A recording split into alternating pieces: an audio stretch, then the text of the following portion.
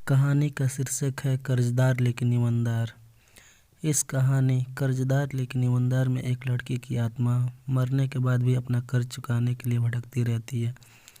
उसकी आत्मा को तभी शांति मिलती है जब वह अपना कर्ज चुका देती है।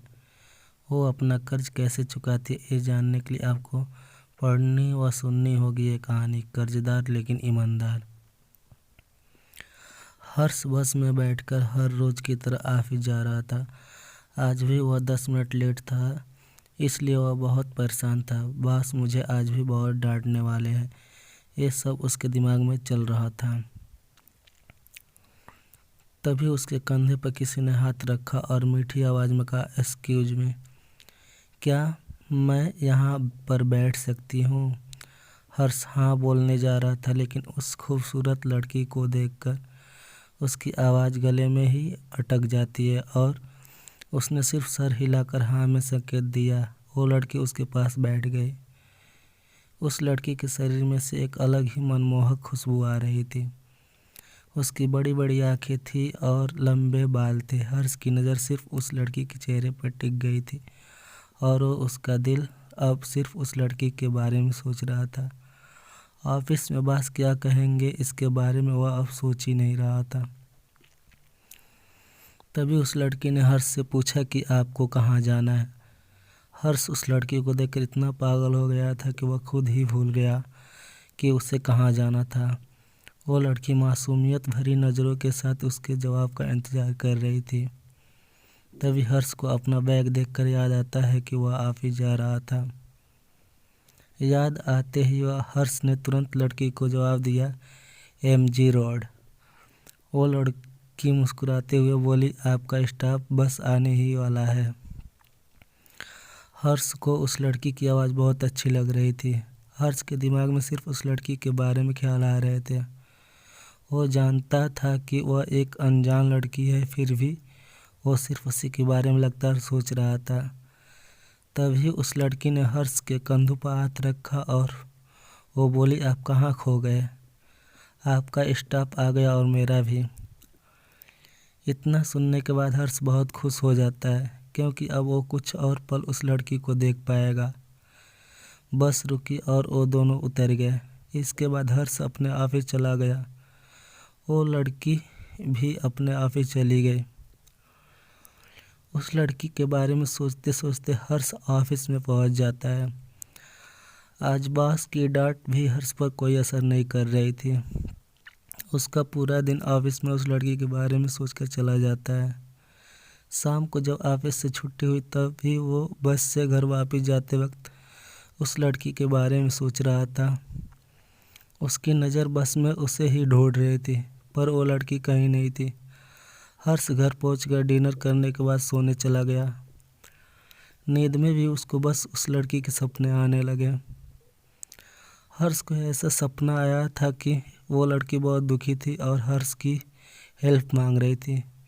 ऐसा सपना देखकर अचानक उसकी नींद खुल गई और उसे ऐसा लगा कि ज़्यादा सोचने के कारण ऐसा हो रहा है। हर्ष अपना मन शांत करने के बाद वापस सो जाता है। सुबह वह लेट हो जाता है और जल्दी से तैयार होकर ऑफिस के लिए निकल जाता है। आज भी फिर से उसकी बस छूट जाती है और वो दूसरी बस पकड़ लेता है। आज भी खिड़की वाली सीट खाली थी जिस पर वह कल बैठा था। वो उसी सीट पर जाकर बैठ जाता है और आज हर्ष को उम्मीद नहीं थी कि वह लड़की फिर से आज आएगी। लेकिन थोड़ी देर बाद अचानक हर्ष ने उस लड़की की आवाज़ सुनी। वो लड़की आज फिर से आई और उसने हर्ष से पूछा, एक्सक्यूज मी, क्या मैं यहाँ बैठ सकती हूँ? उसके चेहरे पे आज स्माइल थी। हर्ष ने भी मुस्कुराते हुए उस लड़की को कहा, जी ज़रूर। वो लड़की पास में बैठ जाती है और आज वो दोनों कुछ बातें भी करते हैं। उस लड़की ने अपना नाम रोशनी बताया। वो लड़की MG रोड में ही कॉल सेंटर में जॉब करती थी। हर्ष ने भी उसका नाम बताया और कहा कि मैं एक कंपनी में सॉफ्टवेयर इंजीनियर की पोस्ट पर जॉब करता हूँ। अब रोशनी और हर्ष हर रोज़ मिलने लगे। अब हर्ष की बस भी मिस नहीं होती थी, क्योंकि वो अब रोशनी से मिलने के लिए हर रोज़ जल्दी उठकर तैयार हो जाता था। वो दोनों अब अच्छे दोस्त बन गए थे, हर रोज़ एक दूसरे से बातें करते थे। लेकिन उन दोनों के बीच में प्यार या फिर दोस्ती को लेकर कोई कमिटमेंट नहीं हुआ था। फिर भी दोनों ने एक दूसरे के साथ समय बिताना अच्छा लग रहा था। यूं ही दिन बीतते रहे और एक दिन रोशनी बस में आई, लेकिन वह हर रोज़ की तरह खुश नहीं थी। हर्ष ने उससे पूछा, फिर भी वह कुछ नहीं बोली। थोड़ी देर बाद रोशनी ने हर्ष से कहा कि मैं तुम्हें कुछ कहना चाहती हूँ, और इतना बोलकर वह रोने लगी। हर्ष ने उसे संभालते हुए कहा, बोलो तुम क्या कहना चाहती हो। रोशनी ने कहा, तुम आज ऑफिस मत जाओ, ऑफिस से छुट्टी ले लो प्लीज़। हर्ष ने कहा, बस इतनी सी बात, और तुम इसके लिए रो रही हो। मैं नहीं जाऊंगा, अब रोना बंद करो। रोशनी ने कहा, मैं आज का दिन तुम्हारे साथ बिताना चाहती हूँ। हर्ष ने कहा, अच्छा ठीक है, हम आज पूरा दिन पार्क में बैठेंगे और वहीं पे कुछ खा लेंगे। मैं आज ऑफिस नहीं जाऊंगा। दोनों पार्क में पहुंचे। रोशनी बहुत खुश हो गई। दोनों ने कुछ खाया और वो दोनों शाम तक वहीं पार्क में रहे। शाम के 5 बजे रोशनी ने हर्ष से कहा कि आज तुम मेरा एक आखिरी काम कर दो, और उसने एक लिफाफा हर्ष को दिया। उस लिफाफे में 1 लाख का चेक था और एक लेटर भी था। उस लिफाफे में एक एड्रेस भी लिखा हुआ था। रोशनी ने हर्ष से कहा कि तुम इस एड्रेस पे ये लिफाफा पहुंचा दो। रोशनी ने यह भी कहा कि वास्तव में मैं ही इस लिफाफे को पहुंचाना चाहती हूँ, लेकिन मैं वहाँ पर नहीं जा सकती हूँ क्योंकि मैं उनकी कर्जदार हूँ, मैं उनसे नज़र नहीं मिला सकती हूँ। हर्ष ने रोशनी से कहा, तुम फिक्र मत करो, मैं ये काम कर दूंगा। दोनों का मन वापस घर जाने का नहीं था, लेकिन जाना तो था, इसलिए दोनों बस पकड़कर अपने अपने घर पहुंच गए। अगले दिन रविवार था, इसलिए हर्ष सुबह आराम से सोकर 10 बजे जगा। वो तैयार हुआ और उसने ये डिसाइड किया कि वो आज ही उस लिफाफे को उस एड्रेस पे पहुंचा देगा। वो 12 बजे उस एड्रेस पे पहुंच गया और घर के बाहर जाकर उसने डोरबेल बजाई। थोड़ी ही देर में 2 बुजुर्ग कपल बाहर आए और उन्होंने पूछा कि कौन हो तुम। हर्ष ने कहा, रोशनी ने यह लिफाफा भिजवाया है। उन दोनों ने एक दूसरे को देखा और फिर हर्ष को कहा कि बेटा तुम अंदर आ जाओ। हर्ष अंदर जाता है और अंकल उसे कुर्सी की तरफ इशारा करते हुए बैठने के लिए कहते हैं।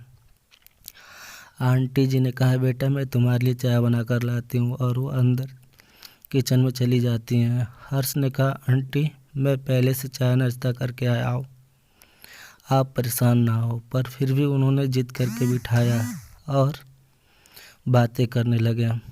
उन्होंने हर्ष से पूछा कि बेटा तुम रोशनी को कैसे जानते हो, तुम्हारा उससे क्या रिश्ता है। हर्ष को समझ में नहीं आ रहा था कि मैं मेरा रोशनी के साथ क्या रिश्ता बताऊं। फिर उसने सब कुछ सच बता दिया। हर्ष की बात सुनकर वो दोनों अंकल आंटी रोने लगा और उन्होंने दीवार पर लगी फ़ोटो को दिखाकर कहा, बेटा तुम इसी की बात कर रहे हो। हर्ष ने कहा, हाँ आंटी मैं इस रोशनी की बात कर रहा हूँ। तभी उन्होंने बताया कि बेटा 6 जनवरी को हमारी बेटी की मौत एक बस एक्सीडेंट में हो गई थी। हम दोनों उस पर आश्रित थे। वह सिर्फ हमारी बेटी नहीं बल्कि बेटा भी था। इतना जानने के बाद हर्ष का दिमाग काम करना बंद हो गया।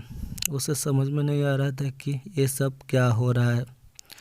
उसने अंकल आंटी को लिफाफा खोलने के लिए कहा। उसने कहा कि इसमें आप लोगों के लिए एक लेटर और 1 लाख का चेक है। उन दोनों ने हर्ष को बताया कि रोशनी पर 1 लाख का कर्ज था और वो उसे पूरा करने के लिए बहुत मेहनत कर रही थी। अब हर्ष को सारी बातें पता चल गई थी कि ये सब क्या हो रहा है, पर वह अभी भी मानने को तैयार नहीं था कि रोशनी पहले से ही मर चुकी है। वह अपना मन शांत करके वहाँ से अपने घर चला जाता है। फिर वापस कभी भी हर्ष को रोशनी उस बस में नहीं मिली।